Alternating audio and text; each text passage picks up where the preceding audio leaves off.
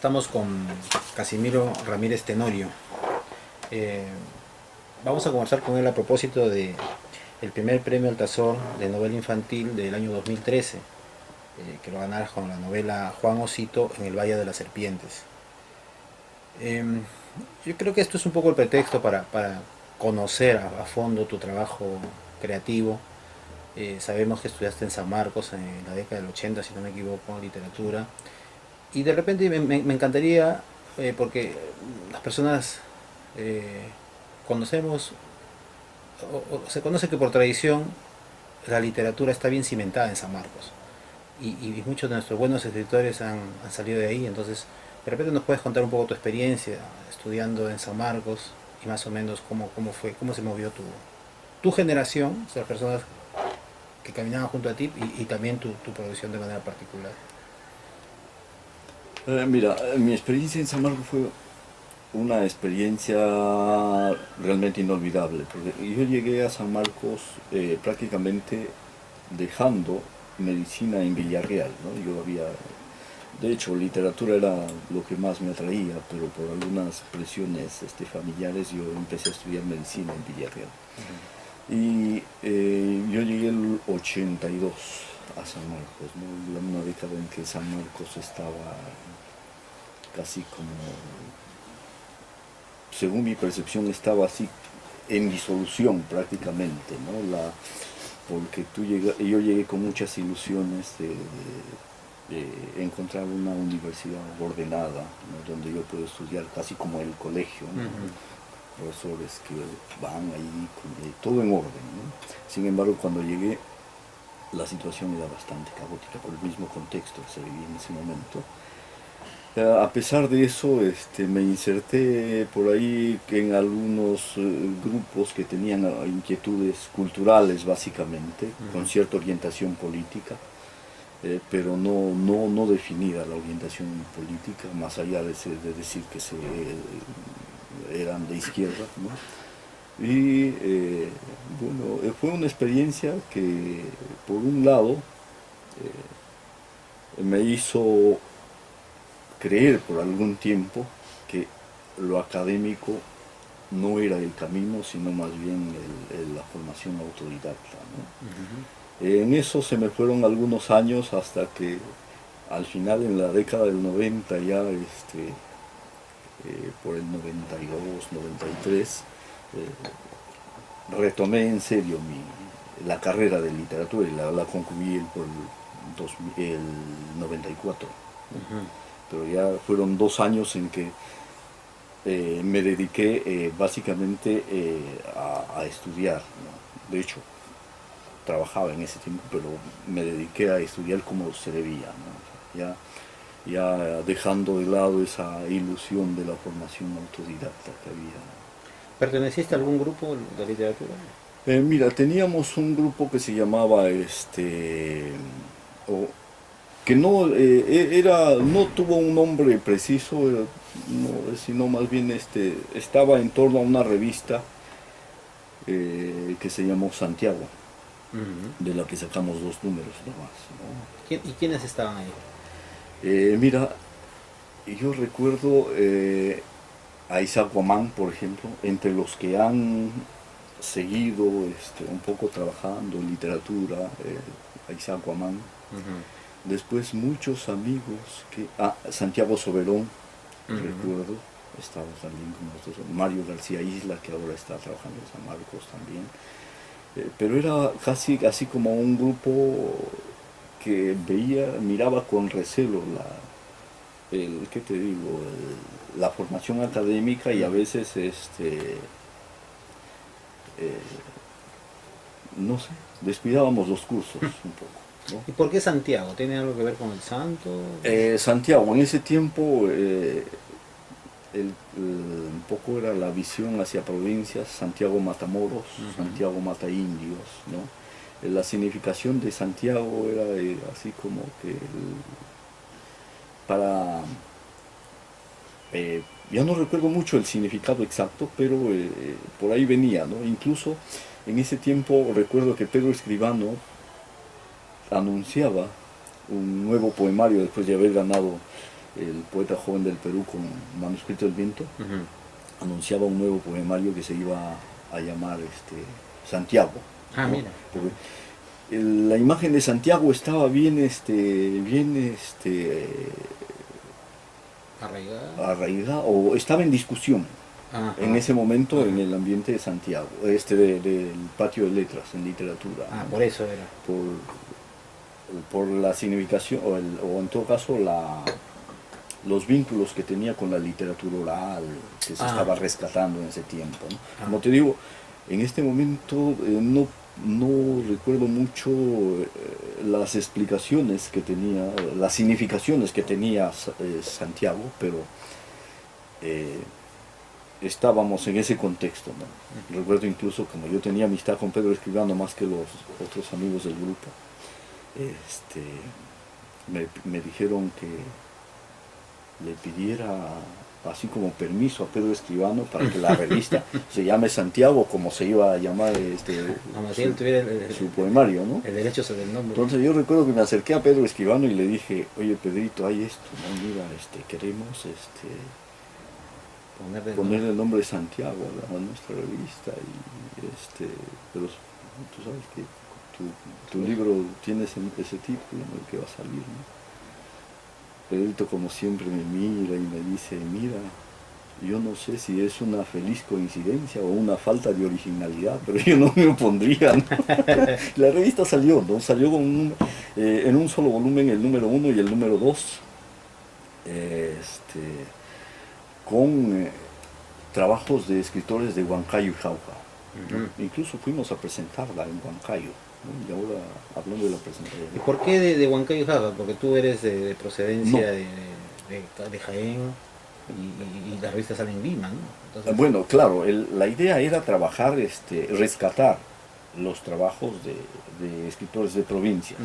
Y el proyecto era, ahora recuerdo también ese proyecto, de hecho estaba un amigo, Beto Castro, Alberto Castro, con el que nos encontramos en medicina y luego nos encontramos en literatura en San Marcos, ¿no? Pero él finalmente dejó literatura, ¿no? Después de varios años. Estaba también Beatriz Delgado Narro, que ahora trabaja con el periódico La Esquina en Ventanilla, y de provincia recuerdo a Lili Figueroa, que está en Huancayo, y seguramente por ahí van a seguir apareciendo otros nombres, pero la idea era de que la revista fuera un proyecto grande, porque el primer número iba a salir con trabajos de escritores de Huancayo y Jauja, que como era voluminoso, fue un número doble, el 1 y el 2. El siguiente número iba a abarcar los trabajos de escritores de Cajamarca, que ya estábamos trabajando. Iban a hacer muestras regionales de algún modo. Yo creo que sí. Yeah. Un poco lo que después hizo Ricardo Vives, ¿no? Ahora ya a partir del 2000, bien, ¿no? Entonces hizo, pero en ese tiempo ese era el proyecto. ¿no? Ahora, obviamente que todo esto va de la mano con tu pasión creativa, con tu trabajo inicialmente en poesía, ¿no? Polvo de los Caminos me parece que es el primer libro del año 91, tienes otro que se llama Día sin fin. Yo encuentro de repente de algún modo ahí mucho de la influencia de tu niñez, pero también de tu desolación, ya muy íntima, muy personal. Cuéntame un poco cómo es que aparece en estos dos libros y qué temas te han ido llevando hacia ellos. Mira, claro, Polvo de los Caminos fue mi primer libro, publiqué ese libro con Esteban Quiroz. Esteban editó ese libro mío, porque él se encargó de todos los costos y todo. En ese tiempo yo trabajaba con él en Lluvia Editores. Y eso fue el 91, una época en la que estábamos saliendo justo de ese contexto del que hablábamos hace un momento, en que nuestra mirada estaba hacia las fuentes orales, fuentes del campo, lo que decíamos las fuentes andinas, ¿no? En ese contexto, la temática también de mi libro se orienta hacia eso, la experiencia un poco aquí en Lima como migrante y la añoranza por ese mundo andino, ¿no? En ese caso el mundo que yo conocí, el mundo de Jaén, Cajamarca, ¿no? En ese sentido, ¿tú te ves como un creador en general? ¿Te ves más como poeta? ¿Sientes que le has dado más peso a algún género en especial? Y yo empecé escribiendo poesía y siempre he estado, la mayor parte de mi tiempo le he dedicado a eso, ¿no? Ahora no he publicado mucho porque después del 91, recién en el 2006, publiqué mi segundo libro de poesía, ¿no? Sí, pues es bastante Cuaderno tiempo. de búsquedas y desengaños. Años, sí. Después, el 2010, publiqué Vía sin fin. Eso. ¿Y por qué crees que hay tanto espacio, tanto intervalo entre libro y libro? Mira, te decía que la década del 80, cuando ingresé a San Marcos, para mí fue una experiencia hermosa, ¿no? Aunque San Marcos, el ambiente de San Marcos no fue el que yo esperaba, con el que yo me había ilusionado. Sin embargo, era enriquecedor porque había mucha discusión de cosas, ¿no? Discusión de temas, discusión un poco de orientación ideológica. Pero ¿qué pasa? Llegó la década del 90 y un poco eso se apagó. Se apagó. O sea, era cuando estás en una fiesta de pronto con opiniones por acá, ideas por acá, ilusiones que van por allá, por acá, y de pronto se apaga la música y la fiesta queda en silencio. Ajá. Eso me pareció en la década del 90 para mí. Un poco que tenga que ver, que tiene que ver, imagino, con el inicio de la dictadura, ¿no? Y claro, el inicio de la dictadura y todos los cambios que vieron en el 90, porque ¿qué te digo? Para mí fue así como una disolución total, ¿no? Entonces, incluso el lenguaje válido, que en la década del 80 ya era inválido en la década del 90. La orientación depende ideológica, que a veces querías darle a tus textos tu discurso, Sí, sí. quedó anulado. Sí. Es como que si uno quedara mudo, ¿no? Sí, Entonces, y eso ocurrió también en provincia. Yo en esa de época hecho, vivía en provincias y sentíamos lo mismo, ¿no? claro, entonces, ¿qué publicar? ¿Cómo seguir escribiendo? Era en todo caso mi pregunta, ¿no? En esos tiempos yo empecé a trabajar ya en un colegio como docente y tenía un poco más de tiempo incluso para escribir, ¿no? Pero no encontraba el tono de la voz que yo quería. O sea, estaba desconcertado prácticamente, ¿no? Eso hizo de que toda la década del 90 escribiera textos pero no los publicara. Eso obviamente les llevó a plantear, seguro a muchos de ustedes, lo que tú dices, el nuevo camino. Pero ¿hubo alguna discusión al respecto? ¿Tú recuerdas algún debate, alguna polémica? ¿Se sentaron a reflexionar sobre esto? No. El grupo con el que estábamos trabajando la revista Santiago se diluyó incluso antes del 90, ¿no? Por algunas, creo que ya eran definiciones de la vida de cada quien, ¿no? Porque si habíamos ingresado al 82, 81, 83, ya para fines del 80 ya estábamos al borde de los 30 años, entonces ya cada quien tenía que dedicarse a algo, definir su vida prácticamente, ¿no? Y entonces eso fue lo que hizo de que el grupo que editó la revista Santiago se diluyera, ¿no? Y viene la década del 90 con las otras cosas, con el otro que tenían visiones distintas prácticamente de la realidad. Porque en la década del 90 no es solo que la dictadura se haya metido a San Marcos, ¿no? Sino también todas las corrientes que llegaban desde fuera. Desde fuera. Hubo una suerte de diversificación ya, ¿no? Un rompimiento de las tradiciones que habían llegado hasta los 80 y cada quien empieza a escribir a su modo, ¿no? Una Es disolución total. total, ¿no? Sí, lo que yo he sentido, ¿no? Porque se acerca también pues de repente finales de siglo, de milenio, bueno, son tantos factores. Ahí había todos esos factores. Y entonces como que reemprendes tu camino también ingresando en la narrativa, ¿no? Y del año 2004 es Malditos sean los amigos de Elena. Y desde el título de esta novela que impacta, que causa curiosidad, nos lleva a preguntarnos cómo se produce este paso de la poesía a la novela. Bueno, en realidad es por el contexto. Esa novela la empecé a escribir en el momento en que no habían prácticamente horizontes tenía la sensación de que no habían horizontes en el campo de la creación, en mi caso, para seguir escribiendo como escribíamos en el 80, ¿no?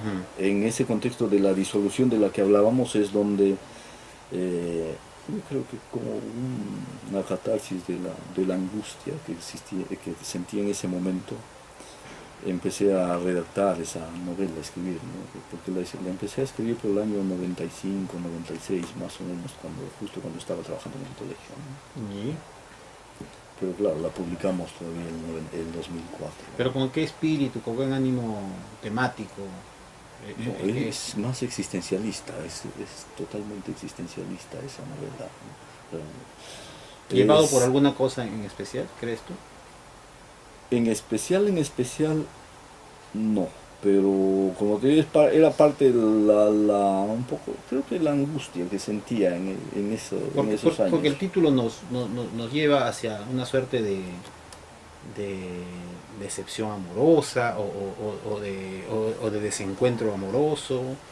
¿Dice algo de esto en la novela? Sí, hay mucho de eso, de esa intención de establecer una relación amorosa, pero que no es posible por muchas cosas cotidianas, simples, ¿no?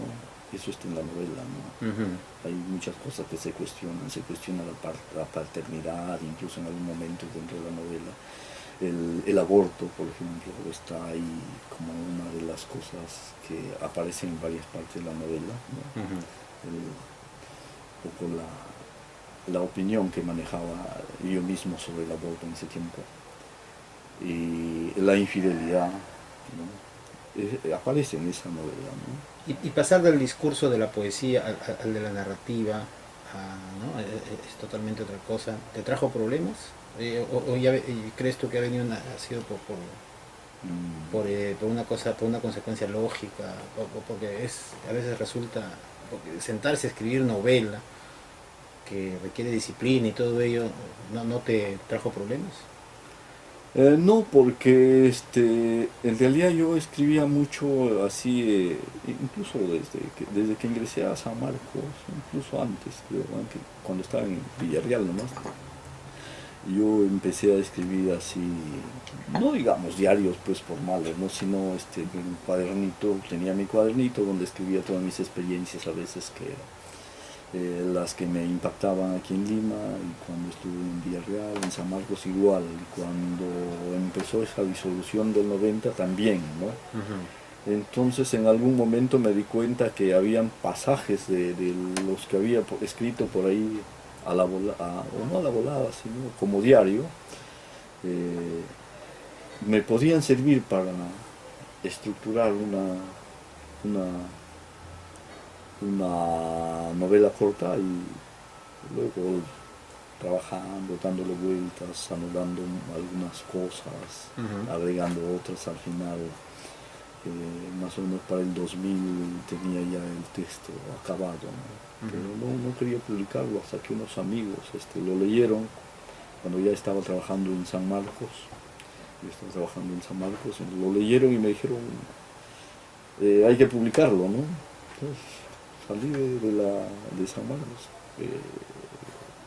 después de casi 4 años de que estaba trabajando ahí, y me dediqué un poco a editar cosas, ¿no? Empecé a hacer trabajo de edición, y por ahí empecé con uno de los trabajos que empecé editando, uno de los trabajos que empecé editando fue la novela, ¿no? Sí, porque creo que tiene tu sello. Ahora, la edité con el sello también de un amigo, el Lago Sagrado. Lago Sagrado, ¿no? El sur, ¿no? De Arequipa, creo. De El Cerruto, de Puno. De Puno, ¿no? Casimiro, y de pronto, después de casi un poco más de 15 años de haber publicado tu primer libro, como que siento que vuelves a este proceso de claro, 15 o 20 años 15, sí, 15. de volverte, de fijarte nuevamente en los temas de tu tierra, pero ya en forma de cuento, ¿no? Viene cuentos del compadre Zorro, creo que se llama, Claro, el compadre el compadre Zorro, Zorro y otros cuentos de Colasay, ¿no? claro, Que son cuentos infantiles, ya entras no solamente a mirar hacia tus orígenes, sino también nuevamente pasas a un género que es lo infantil, ¿no? Y esto se ve corroborado ya con este último libro que hemos mencionado al principio, que es Juan Osito en el Valle de las Serpientes. ¿Por qué la motivación infantil? en realidad las historias que hasta ahora he publicado, los cuentos que he publicado, incluso la novela Juancito en el Valle de las Serpientes, son historias que estaban conmigo desde la niñez, ¿no? Claro. Y que en algún momento quería, sentía un poco el deseo de publicarlas, pero no sé, no, parece que no, por lo menos en la década del 90 yo no podía ver el, el horizonte para, a pesar de que ya había leído al Cholito, ¿no? De Colchado, pero no podía, o sea, yo no le veía, ¿qué te digo?, sentido empezar a publicar todavía esas historias. En el 2000 recién fue cuando me puse a trabajar esas historias ya en serio, ¿no? Las tenía a veces boceteadas por ahí, pero luego las trabajé un poco y empecé a publicarlas, ¿no? El compadre Zorro, los Malmandados, el Lío y el León, ¿no? Que forman el volumen De ese libro. del libro. Pero dime, pero eso de todo caso implica que lo que habías mencionado hace un momento, eh, aquella fijación por lo andino, por lo oral que se había perdido en algún momento en el camino, quizá a fines de los 80, ¿ya es posible ahora? ¿Sientes tú eso? O sea, ¿cuál es finalmente la raíz, el ánimo, que sientes nuevamente esta alegría por lo andino? Tú dices que siempre ha estado contigo, pero ya el Claro, hecho de trabajarlo, claro, de decidirte a hacerlo y a publicarlo, es porque sientes que ya de repente el terreno, el espacio para la literatura peruana está mejor. ¿O qué sientes tú respecto a esto? eh, en realidad, mira, en la década del 90 no es que se hayan perdido, sino estaban ahí latentes, pero no era el momento propicio. A partir del 2000 y ahora mucho más, ¿no? Hay cierta efervescencia por la literatura infantil aquí en el Perú, ¿no? Entonces, y dentro de esa literatura del universo de la literatura infantil está la literatura con arraigo popular o arraigo andino, arraigo amazónico, arraigo costeño, dentro de la, ¿no?, literatura popular. Eh, Así que no habría razón para quedarse callado en esta época, ¿no? Y yo creo que parte de esa efervescencia es el premio de novela infantil que convoca Altazor, ¿no? Y ese hálito, esa necesidad, eh, que, se, que valga la redundancia, que se necesita dentro de la hechura de textos infantiles, ¿cómo lo consigues? Porque se necesita un lenguaje especial para lo infantil, o crees que para ti eso no es problema? Eh, de hecho, hay que trabajarlo un poco, trabajar pensando en quién lo va a leer, ¿no? Yo justo en la década del 90, ¿no? Yo a veces pensaba escribir esas historias, pero dentro de mi perspectiva está la prioridad de lo académica de repente o de adultos, ¿no? Entonces, pero sentía que a los adultos eso no les va a interesar, ¿no? Claro, a eso iba mi pregunta. Entonces llegó un momento en que me decidí escribirlas para niños, ¿no? Y ya con lenguaje de niños, ya pensando en ellos, pues, ¿no? Ya por ahí es cuestión de trabajar un poco, ¿no? Trabajar un ¿Y poco. cómo es tu trabajo en ese sentido? ¿Cómo lo haces? ¿En qué aspecto? O sea, ¿cómo es que consigues ese lenguaje, esas formas especiales para la narrativa infantil? O sea, ¿crees que te sale de manera muy natural o sientes que te llenas de algún ánimo especial? ¿O es una pregunta muy subjetiva? No, en realidad sí, es que cuando uno escribe para niños, uno tiene que estar así como pensar en que estás contando. O sea, eso es suficiente. No suficiente, pero es una de las cosas. Pensar como que tú estás contándole a alguien, como que, Como que es un ejercicio más oral que escrito. claro, Ujú. ¿no? Entonces eso ayuda, eso es una de las cosas, ¿no? Ya. Entonces, la otra situación es de que, por ejemplo, cuando tienes que pensar en que a un niño no le, hasta cierto punto no le puedes poner un párrafo en el que te empiezas a reflexionar sobre la existencia, Claro, ¿no? claro. Entonces a un niño no se, ya por ahí hay cosas que uno entiende después de leer muchos textos infantiles. Por ejemplo, ahora una de mis lecturas, ahora último, mis lecturas prioritarias son los cuentos infantiles, son las novelas infantiles, Ujú. más que las... ¿Por qué? ¿Por qué estás alimentándote de eso? ¿Porque sientes que vas a seguir produciendo? Hay dos cosas, claro. Una, porque necesito ver cómo son los trabajos para niños, Ujú. y lo otro es porque la novela de, de mayores, digamos, la novela académica, ¿no? Está muy, ¿qué te digo? Actualmente no hay muchos autores que me encanten Ajá. en ese aspecto, en la literatura peruana. Ya. Y creo que en la literatura de española, más o menos con la que más o menos tengo contacto tampoco, ¿Puedo hacerte una pregunta un poco mala, maligna? no sé.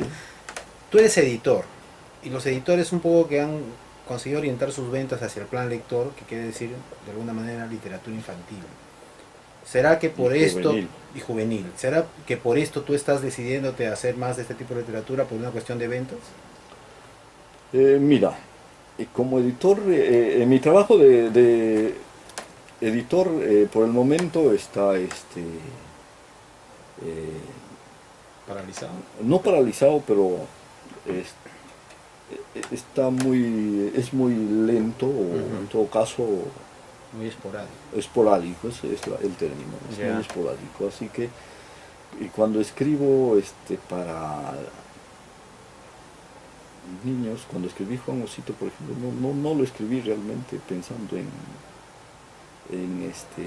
el mercado, ¿no? Si no, Ese texto lo escribí porque tenía la necesidad de sacarlo ya, ¿no? De poner eso en texto. De hecho, la novela Juan Osito en el Valle de las Serpientes no es una, una recopilación tiene base en la historia de Juan Osito, la historia sí. andina de Juan Osito, pero no es todo, ¿no? Sí, Tiene mucho más. yo he leído el libro y es una recreación muy particular, muy Ajá. especial, que tiene también un antecedente, dentro de la historia hay una historia que lo antecede, que te arma toda una suerte de colchón temático para poder recién ingresar en el tema famosito. Y eso me Claro, parece muy interesante, ¿no? sí. Y creo que finalmente, en cuanto a el mercado, de todas maneras, ¿no? Tú sabes que si escribes, si un texto está bien escrito, es atractivo, de hecho se va a vender. Así es. Y una última pregunta, ya porque estamos con tiempo, me parece. ¿Por qué crees que tu trabajo como editor se ha vuelto tan esporádico? ¿Es porque no le has puesto mucho de tu parte o crees que hay problemas con el campo editorial en el Perú? Háblame un poco de tu experiencia como editor. No, no, mira, lo que pasa es que yo estuve trabajando empecé a trabajar como editor en 2000, después